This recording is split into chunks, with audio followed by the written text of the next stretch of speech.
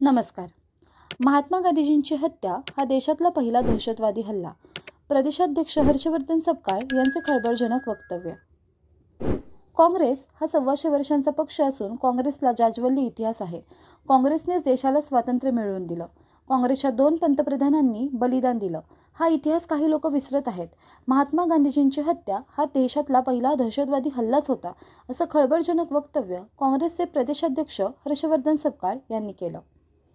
नथुराम गोडसे यांनी गांधीजींची हत्या केली होती, त्यामुळे त्यांचा उल्लेख दहशतवादी असा प्रदेशाध्यक्ष हर्षवर्धन सपकाळ यांनी नाव न घेता केला आहे. कराडच्या प्रीतिसंगमावर दिवंगत यशवंतराव चव्हाण यांच्या समाधीस्थळी अभिवादन केल्यानंतर माध्यमांशी ते बोलत होते. काँग्रेस प्रदेशाध्यक्षांच्या विधानावरून गदारोळाची शक्यता. काँग्रेसचे अनेक नेते भाजपच्या वाटेवर असल्यानं काँग्रेस संपणार असल्याची टीका विरोधकांकडून होत आहे. त्याला प्रत्युत्तर देताना हर्षवर्धन सपकाळ 125 वर्षाचा पक्ष आहे, जाज्वल्य स्वरूपाचा इतिहास आहे. ज्या पक्षांनी देशाला स्वातंत्र्य मिळवून दिलं, ज्या पक्षांनी या देशाला लोकशाही या देशामध्ये उभी केली, ज्या पक्षांनी या देशाला वैभव प्राप्त करून दिलं, हा पक्ष डुबणं हे कदापि शक्य नाही. त्यामुळे असा जे विचार करत असतील आणि हे विश्लेषण जर राहत असतील, यांना या देशाचा जाज्वल्य स्वरूपाचा इतिहास माहित नाही, या देशाला स्वातंत्र्य मिळवून देणाऱ्या स्वातंत्र्य सैनिकांची किंमत ज्यांना माहित नाही, त्यांना या देशाच्या स्वातंत्र्यानंतर 2 पंतप्रधानांचं बलिदान झालं ते विसरतात आहे. महात्मा गांधींचा पहिला दहशतवादी हमल्यामध्ये त्यांचा खून झाला आहे हे विसरतात आहे.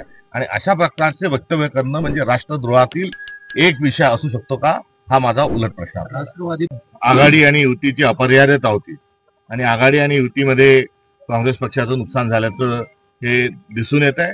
त्यामुळे देश पातळीवर आणि महाराष्ट्राच्या पातळीवर आघाड्यांमुळे सदरचं नुकसान आमच्या पक्षाचं झालंय. मात्र वैचारिक लढाई आणि संघटन बांधणी करण्याची पूर्णतः प्रयत्न आम्ही सुरू केलेले आहे आणि लवकर एक मोठा बदल झालेला आपल्याला दिसेल हा विश्वास देईल. आम्ही भारत जोडो आले आहोत आणि जर कुठे 2 विचार, 2 माणसं, 2 फुटलेली पक्ष, 2 परिवार एकत्र येत असतील तर यामध्ये आक्षेप घेण्यासारखं काही नाही. शुभेच्छा आणि स्वागतच आहे.